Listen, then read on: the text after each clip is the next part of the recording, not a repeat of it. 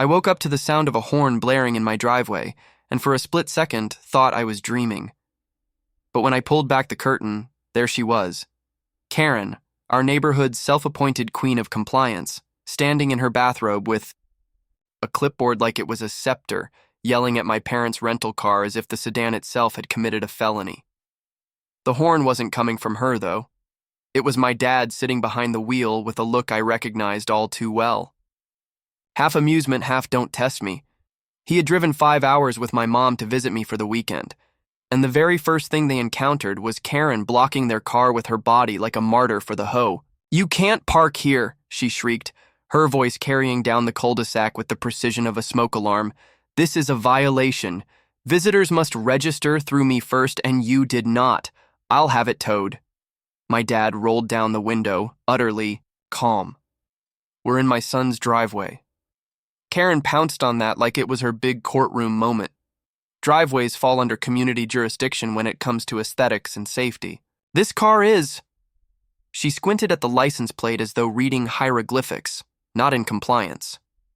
"You didn't get a guest permit. That's a $50 fine. Consider yourself notified." I threw on a hoodie and jogged outside before this escalated into a full-fledged scene. Karen's eyes lit up when she saw me like a cat spotting fresh prey. "Good, you're awake. Tell your guests," she spat the word like it was dirty, "that this is not some motel. We have rules, and I will enforce them." My mom stepped out of the passenger side, clutching her tote bag. She was dressed neatly, scarf wrapped, around her shoulders, the same way she looked when I was a kid waiting in the school lobby. Except this time, instead of smiling at teachers, she was staring down a woman who had just called her presence a violation. "Ma'am," my mom said evenly, "we're not causing trouble. We came to see our son. Surely there's no problem with parking in his own driveway." Karen laughed, the kind of laugh people use when they think they've already won. "If you knew how this neighborhood worked, you wouldn't even ask that. I've lived here 20 years. I built this community into what it is. People come and go, but I remain the standard. And if I say this is out of order, then it's out of order." I couldn't help myself. Funny. I thought the HOA bylaws were the standard. Her glare could have peeled paint. "Don't get smart with me. I can write you up for insubordination." Dad chuckled. "Insubordination? What is this? A military base." That set her off. "Mock me all you want, but I have the authority here. You'll learn." She pulled out her phone and began snapping pictures of the car, my house, even my parents standing bewildered on my driveway. Each shutter click sounded like a little gunshot. "You'll regret this," she muttered, typing furiously. "I'm reporting all of it." My parents exchanged a glance I couldn't quite place. Half irritation, half something else. I chalked it up to them being tired from the drive. I tried to diffuse the tension, suggesting we go inside and let Karen tire herself out on paperwork. But as we turned, Karen shouted after us, "Don't think this is over. Guests or not, I'll have my say. This neighborhood doesn't tolerate freeloaders or line cutters."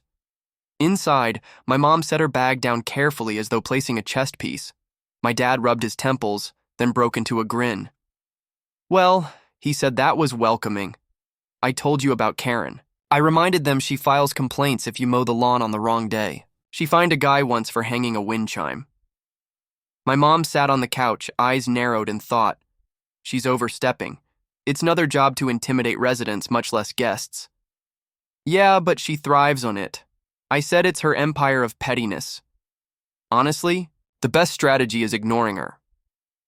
My dad leaned back, hands behind his head. Empires fall eventually. Sometimes they just need the right nudge. I laughed, not realizing how serious he was. To me, they were just visiting parents who happened to get unlucky with a bad first impression of my HOA nightmare. But later that evening, when Karen stormed back with a printout violation slip, complete with the HOA's letterhead she clearly had no right to use, I noticed the way my parents' expressions shifted. They didn't look shocked. They looked professional. Karen slammed the paper on my front step and announced, "This is your official warning. Next time it'll be a tow truck." "Appreciate the notice," Dad said smoothly. "By the way, could we get your full name for documentation?" Karen puffed up, thrilled to be recognized as the authority she imagined herself to be. Karen Walker, HOA board chair. Dad's smile widened just slightly. Perfect. Thank you. She strutted away, satisfied she'd put us in our place. But when I closed the door, I caught my parents exchanging that same loaded look again. What? I asked. My mom finally said it, her tone calm but laced with steel. She doesn't know who she's dealing with. I frowned, meaning Dad picked up the violation slip, twirling it like evidence in a courtroom. Let's just say her definition of authority is about to meet the city's definition of authority. At that moment, it hit me like a thunderclap. My mom wasn't just a retiree with a love of gardening. She was still an active deputy director for city code enforcement. And my dad, he wasn't just any visitor. He was a senior planner in the city development office. The clipboard warrior outside had just declared war on people who literally wrote half the rules she was pretending to enforce. And judging by the look in their eyes, they weren't going to let this slide. The next morning, I heard the faint grind of heels on pavement before I even opened the blind. Sure enough, there was Karen patrolling the cul-de-sac with her clipboard like she was conducting military drills.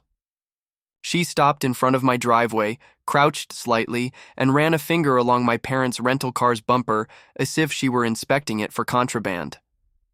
I had to hand it to her. Her commitment to the act was something else. My mom, however, had already positioned herself by the kitchen window, sipping her tea with the patience of someone who'd been waiting for this moment her entire career. She's escalating, Mom said matter-of-factly. That's strike two. Strike one being the drive-by screaming match, he asked. No, she said with a faint smile.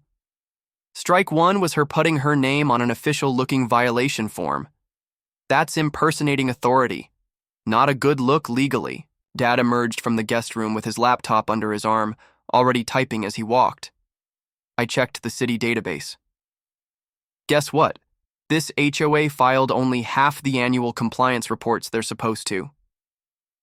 And our friend out there? He nodded, toward Karen, who was now photographing a mailbox as though it might confess to a crime, is listed as the contact person for all of them. I blinked. You did that research in one night.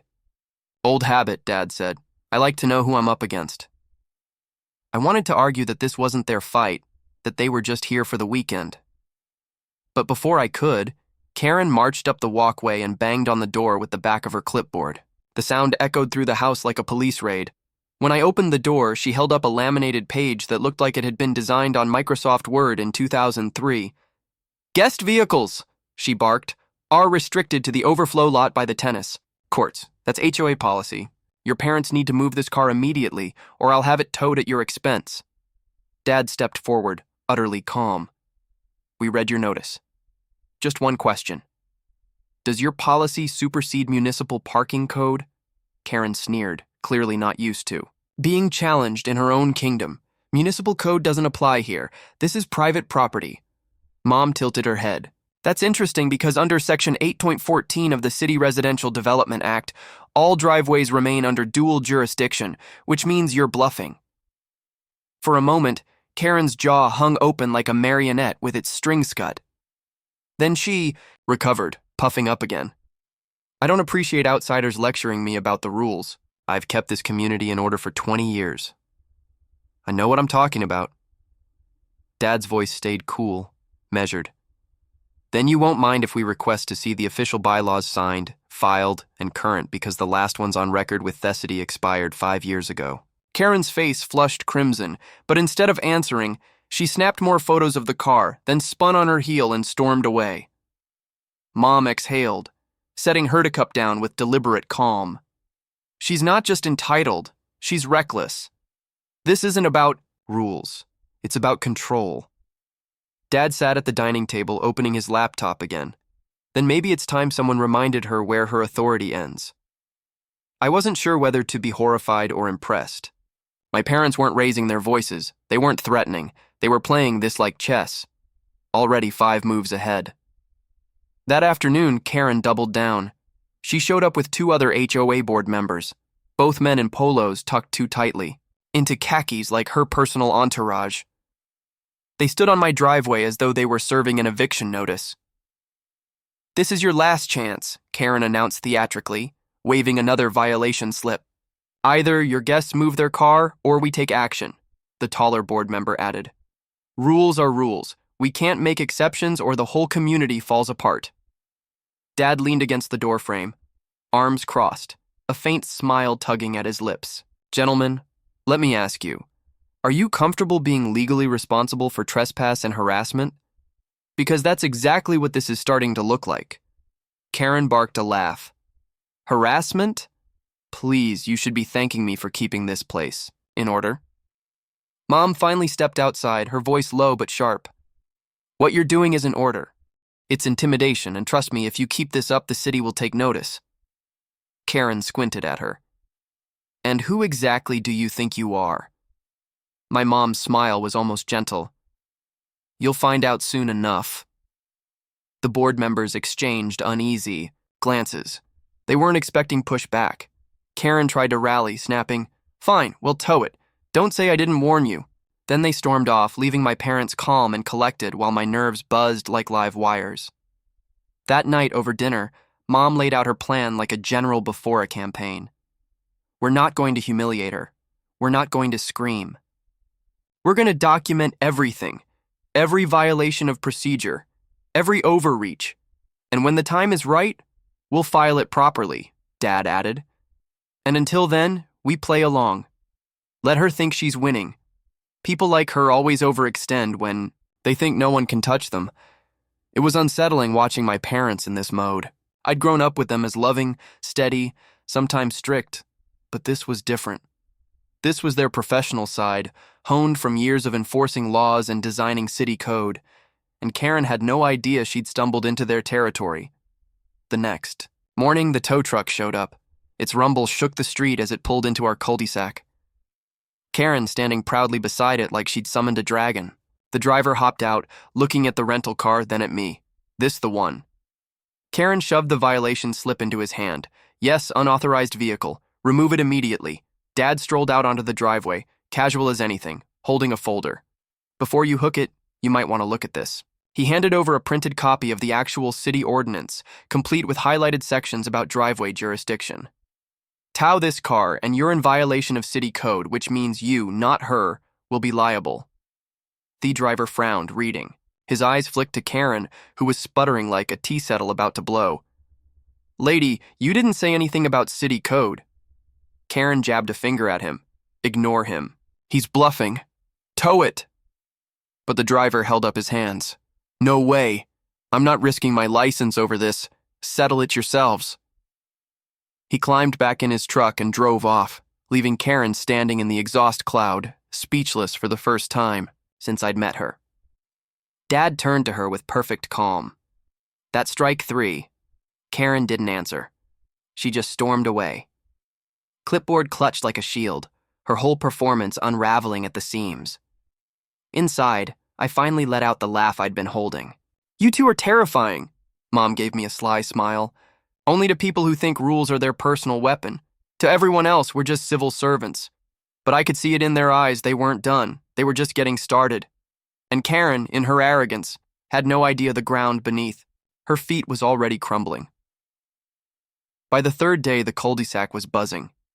Karen had not only failed to get my parents' car towed, but had somehow managed to make the tow truck driver laugh in her face before leaving. Word traveled quickly in our little ho-kingdom. Neighbors peeked from behind blinds, curious about the new battlefield forming on my driveway. Some even gave me subtle nods of solidarity, though no one dared openly defy Karen.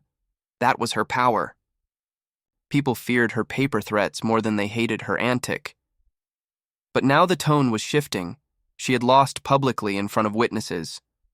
For a woman who thrived on intimidation, that kind of humiliation was gasoline on a bonfire.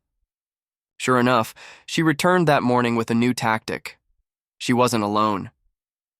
She had 3 neighbors in tow, all members of her so-called compliance committee. They weren't particularly fearsome. One was a retired accountant who always mowed his lawn diagonally. Another was a woman who glared at children for riding bikes too fast, And the last was a man who lived alone and seemed to enjoy siding with Karen out of sheer boredom. They gathered in a semicircle on my driveway, as though staging an official tribunal. This neighborhood, Karen announced, clipboard raised like she was reciting Holy Scripture, has always valued peace and uniformity. But lately, certain households have chosen to undermine those values. She shot a glance at me. This behavior will not stand. We have scheduled a disciplinary hearing. Dad stepped onto the porch with his mug of coffee. He didn't even look at them at first. He looked at the sky, the trees, the world in general, as though this entire scene was just background noise. Then he spoke in the calmest voice I'd ever heard. A hearing? Karen puffed up, proud of her theatric. Yes, tonight at the clubhouse. Attendance is mandatory. Mom appeared beside him, hands clasped, her expression polite, but sharp enough to cut steel. On what grounds are you convening this hearing? Karen didn't hesitate. Violation of guest vehicle, policies, disrespect of board authority, and hostile behavior toward community officers. I couldn't stop the laugh that slipped out. Hostile? That's rich. My dad literally quoted the law to you, Karen snapped. Exactly. Arguing with the board is hostile. Dad sipped his coffee. Noted. Well, be there. Her smile widened, confident she had cornered use at last. She turned on her heel, entourage following like ducks in formation. When they were gone, he muttered, You can't be serious. You're actually going. Of course, Mom said. Never decline an invitation to the other side's battleground. That's where they overplay their hand. Dad set his mug down. And besides, I'd like to see how she runs her little court. That night, we walked into the clubhouse. The room smelled of coffee and old carpet with folding chairs arranged in a semicircle facing a long table where Karen and her board sat. She had even brought a little gavel, probably ordered online, which she tapped against the table like she was presiding over the Supreme Court order, she barked. We will now begin the disciplinary hearing against resident. She checked her papers dramatically, Unit 47, for violations of community standards. I sat down, barely containing my grin. My parents sat one other side of me, looking as relaxed as if they were at a neighborhood potluck. Karen started strong, parading photos of the rental car on a projector screen, complete with red arrows and bold captions like "ooh" in compliant. She read from a sheet of charges that sounded like they'd been cobbled together from old meeting notes and half-remembered bylaws. Every so often, she glanced at the crowd of neighbors who had come to watch as though fishing for applause. When she finished, she slammed the gavel again. The board recommends a fine of backdoll $300 and mandatory relocation of the offending vehicle to the overflow lot. Do the defendants have anything to say for themselves? Mom rose slowly, deliberately, and placed a neat folder on the table. Yes, we do. Karen smirked, clearly expecting some desperate plea. But Mom opened the folder and began reading, her voice steady and professional. According to Section 3 of the HOA Charter, this board is required to maintain up-to-date bylaws filed with the city. You have not. According to Section 12, you are not authorized to impose fines without prior approval from a compliance officer certified under municipal code. None of you are certified. And finally, according to the city's Residential Development Act, individual driveways cannot be regulated by HOA guest policy, meaning everything you've just said is invalid. Karen's smirk cracked. She tried to interject, but Mom raised a hand, silencing her with the ease of someone who had silenced far louder opponents. Dad stood next, producing another set of document. Furthermore, we have records showing this HOA has failed to submit annual reports for 3 of the past 5 years. That's a direct violation of your charter. If this hearing is officially recorded, then what you're doing tonight is not just meaningless, it's illegal. The room went dead silent. The accountant board member cleared his throat. Karen, is this true? Karen slammed her gavel again, harder this time, the sound sharp and desperate. Irrelevant. This is my board, my community, and I will not be lectured by outsiders pretending to be experts. Mom gave her a smile so calm it was terrifying. We're not pretending. I'm Deputy Director of City Code Enforcement, and my husband here is Senior Planner for Development. You've just staged a sham hearing against 2 city officials." The words detonated in the room like dynamite. Neighbors gasped. The board members shifted uncomfortably. One actually slid his chair back as though trying to physically distance himself from the blast radius. Karen's face drained of color. That's impossible. You're lying." Mom pulled out her city suit ID badge and placed it on the table. Dad did the same. Their names, titles, photos, all official, all undeniable. The silence stretched until it became unbearable. Finally, the bachelor board member muttered, "Karen, you didn't tell us." Karen's voice cracked. "It doesn't matter. They're still resident. They still have to obey me." That was the moment the spell broke. A murmur rippled through the room. Neighbors who had been cowed into silence for years were suddenly whispering, exchanging glances. They saw what I saw. The Queen's crown had been knocked clean off. Dad leaned forward slightly, his voice still soft, but carrying the weight of finality. "No, Karen. Residents, obey the law, and the law doesn't bend to your clipboard." The board, meeting collapsed in chaos. Karen tried to regain control, slamming her gavel until the handle snapped.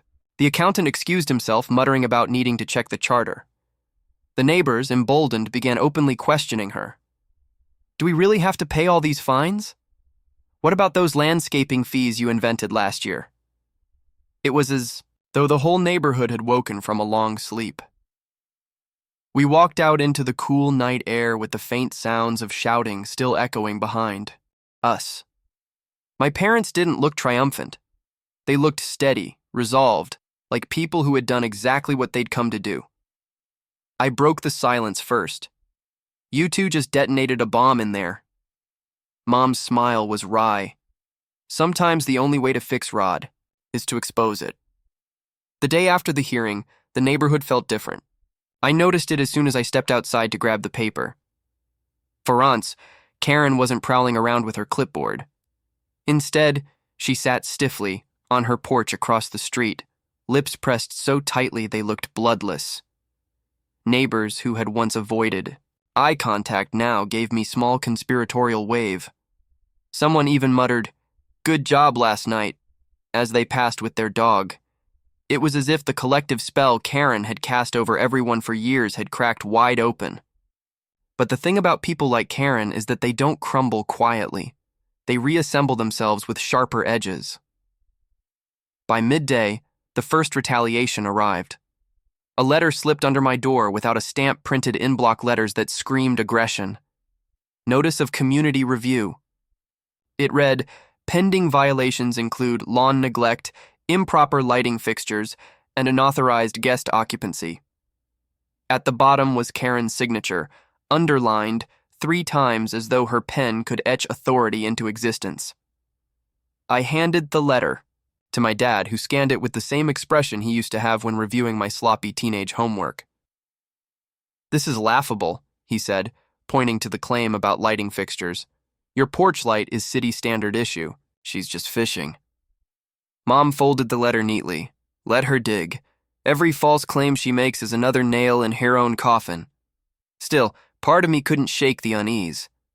Karen had lost ground publicly, but that only meant she would get more desperate, and desperation makes people reckless. That evening, as I was grilling dinner in the backyard, I noticed a red glow near the fence line. At first I thought it was just a reflection from a neighbor's lantern, but then I realized it was the beam of a phone camera peeking over the fence. Karen's voice carried through the dusk. Documenting unauthorized structures, she muttered loudly enough for me to hear. "Look at that grill. Violates fire safety standards. And that shed non-compliant illegal storage." I nearly dropped the spatula. "Are you serious right now?" I called out. She didn't respond, just kept recording like a paparazzi chasing a scandal. My dad appeared beside me, calm as ever. Perfect evidence of harassment. "Keep doing what you're doing. Don't engage. Let her bury herself." It was easy for him to say, but harder for me to ignore the fact that my neighbor was literally filming my barbecue like it was a crime scene. 2 nights later, it escalated again. We woke up to the sound of hammering. By the time I stumbled outside, in my slippers, Karen and her so-called compliance committee had erected a temporary orange fence across the entrance of my driveway. A giant laminated sign flapped in the breeze, guest parking restricted. Violators will be fined. The absurdity hit me first, followed by a surge of anger. She had literally blocked my parents' car in my own driveway. My mom appeared behind me, calm, but with a glint in her eyes that told me this was exactly the kind of mistake she'd been waiting for. "This," she said, snapping a photo with her phone, "is unlawful obstruction of private property. We'll need time-stamped documentation. Get the angles." Dad was already filming with his phone, narrating in that steady voice of his. Temporary barricade erected without permit. Unauthorized signage displayed. Intent to intimidate residents. He zoomed in on Karen, who was standing proudly beside her makeshift blockade as if she'd just won a war. "You can't move it," she snapped when she saw us. "That would be destruction of HOA property." "Karen," Dad said, lowering his phone, "this is not HOA property. This is trespassing, and every second you leave this fence up is another violation." Her smile didn't falter. "Take me to court, then I'll win. I always win." But for the first time, I noticed something beneath her bravado, a twitch in her jaw, a flicker of doubt. By the following morning, word had spread about the barricade. Neighbors came by to see it, whispering, shaking their heads. Some even recorded it themselves. The more attention Karen got, the more rigid she became, standing guard like a sentry over her bright orange monument to pettiness. That afternoon, Mom made a quiet phone call. She didn't say much, just the bare details. Unauthorized obstruction, multiple witnesses, HOA board exceeding jurisdiction. Then she hung up, her face unreadable. "Who was that?" I asked. She gave a small smile. "The city." The next day, 2 white city vehicles rolled into the cul-de-sac, outstepped a pair of inspectors in official jackets, clipboards in hand. The neighbors emerged from their houses like it was a parade. Karen froze on her porch, clutching her own clipboard so tightly her knuckles turned white. The inspectors walked straight to the barricade, examined it, took photos, and exchanged a few quiet words. Then one of them turned to Karen. "Did you authorize this structure?" Karen stammered as head of the HOA. The inspector cut her off. "Ma'am, this constitutes obstruction of private property without permit. That's a violation of city code. You'll need to remove it immediately." Karen's face burned scarlet. But this is community enforcement. I was protecting our neighborhood standards." The second inspector raised an eyebrow. "You don't have the authority to override city code. Remove it, or the city will remove it for you and issue fines to the HOA." A collective gasp rippled through the gathered neighbors. Karen's fortress had just been leveled by something she couldn't shout down. Actual authority. She sputtered, tried to argue, but the inspectors ignored her, turning instead to thank my parents for their cooperation. That small gesture, 2 officials acknowledging them in front of everyone, was the final nail in the illusion of Karen's untouchable power. By evening, the barricade was gone. Karen dismantled it herself in a fury, yanking poles out of the ground, muttering curses under her breath as neighbors filmed from their porches. Inside, I sat at the kitchen table, still processing everything. "You realize you just turned this whole street against her, right?" I asked my parents. Mom poured herself tea. Calm as always, we didn't turn them. She did. All we did was let her show them who she really is. Dad nodded. But she won't stop. Not yet. She's cornered now. And cornered people are dangerous. I wanted to believe it was over, that the barricade fiasco had broken her, but deep down I knew they were right. Karen wasn't the type to retreat gracefully. She'd double down even if it destroyed her. And sure enough, late that night, as I was taking out the trash, I saw her through her living room window, lights blazing, papers scattered across her coffee table, phone pressed to her ear. She was pacing, gesturing wildly, her face twisted with determination. Karen wasn't finished. She was plotting something bigger.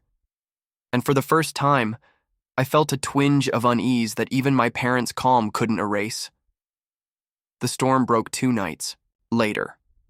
Literally and figuratively, a summer thunderstorm rolled in, pounding rain against the rooftops and rattling the trees. I stood at the living room window, watching lightning streak across the cul-de-sac, when I noticed movement outside. Even through the downpour, I recognized the unmistakable silhouette of Karen hunched under a giant umbrella, dragging a cart toward the clubhouse. Something about the urgency in her stride set my stomach on edge. When I mentioned it, Dad didn't even look surprised. "She's not retreating," he said. "She's regrouping. That clubhouse is her throne. If she can rally the board, she'll try to stage a power grab before the dust settles."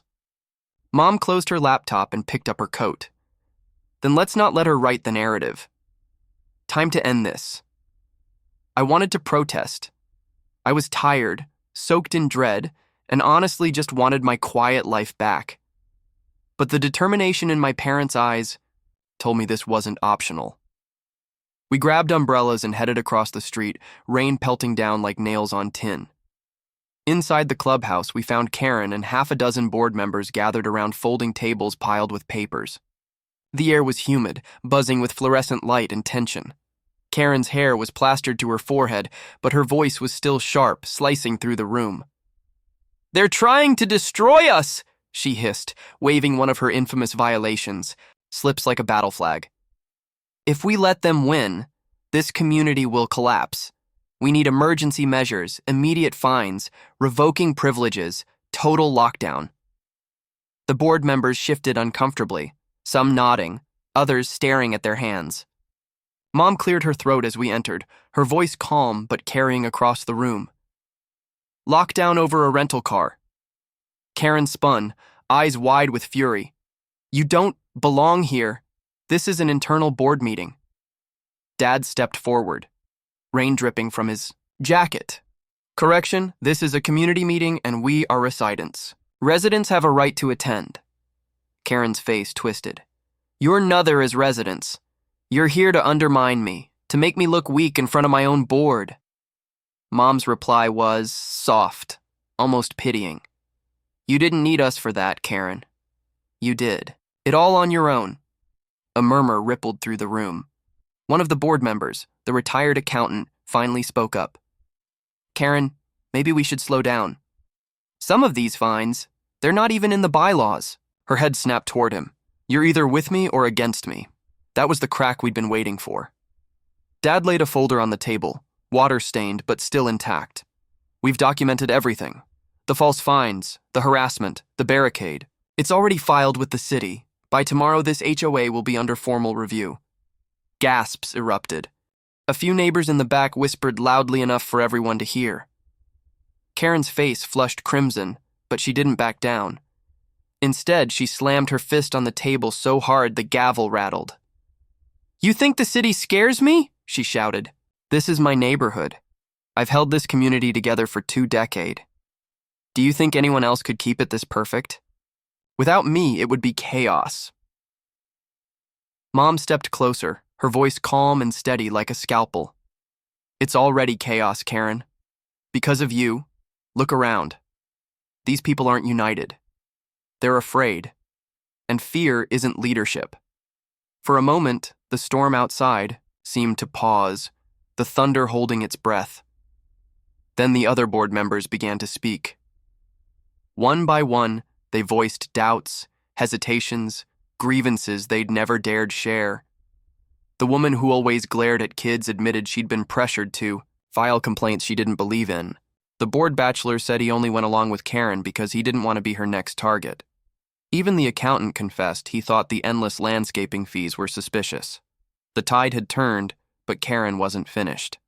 With a sudden, desperate motion, she grabbed the stack of violation slips and hurled them into the air. Papers rained down across the room, fluttering like white flags that refused to surrender. "You're all cowards," she screamed. "Without me, you're nothing, you'll see. You'll beg me to come back." And then she stormed out into the rain, leaving the clubhouse in stunned silence. For a long moment, no one moved. Then Mom quietly began gathering the scattered papers into neat stack. "The city review will proceed," she said. "In the meantime, this board needs to appoint interim leadership. Choose someone who listens, not someone who dictates. The accountant cleared his throat, then turned to the room. I nominate myself as acting chair temporarily until the review is complete. The others nodded, some with relief, some with hesitation, but no one objected. For the first time in years, Karen's grip had been broken. We walked home in the storm's aftermath, the rain easing into a soft drizzle. The street was quiet, save for the hum of crickets and the drip of water from the gutters. My parents didn't look triumphant.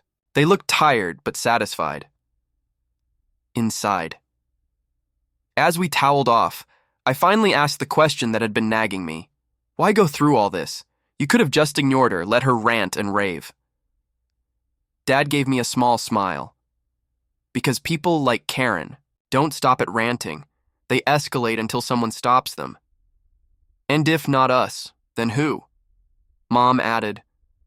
Besides, sometimes the law isn't about punishment. It's about restoring balance. Tonight, that balance shifted. I thought that was the end of it. But the next morning, as I was sipping coffee, I saw Karen one last time. She was loading boxes into the trunk of her SUV, her movements jerky, almost frantic. The clipboard was still tucked under her arm, as if she couldn't bear to let it go. For a second, our eyes met. Rainwater still streaked her hair, her expression somewhere between rage and resignation. She didn't say anything, just slammed the trunk shut and drove off down the street. Neighbors emerged slowly, cautiously, as if testing whether the air had truly changed. Some smiled, some sighed, some shook their heads. The queen was gone. At least for now. My parents sat with me on the porch, quiet, watching the neighborhood settle into a new rhythm. Finally, Mom said she'll turn up somewhere else. People like her always do, but she won't haunt this street anymore. Dad raised his mug in amok toast. To peace, however long it lasts. I clinked my mug against his, a laugh bubbling up despite the exhaustion. For the first time in years, the cul-de-sac felt like it belonged to its residents, not its tyrant. And, as the morning sun burned through the clouds, I realized Karen's reign had ended not with a bang, but with the steady, patient persistence of people who refused to bow. For once, the quiet wasn't ominous. It was freedom.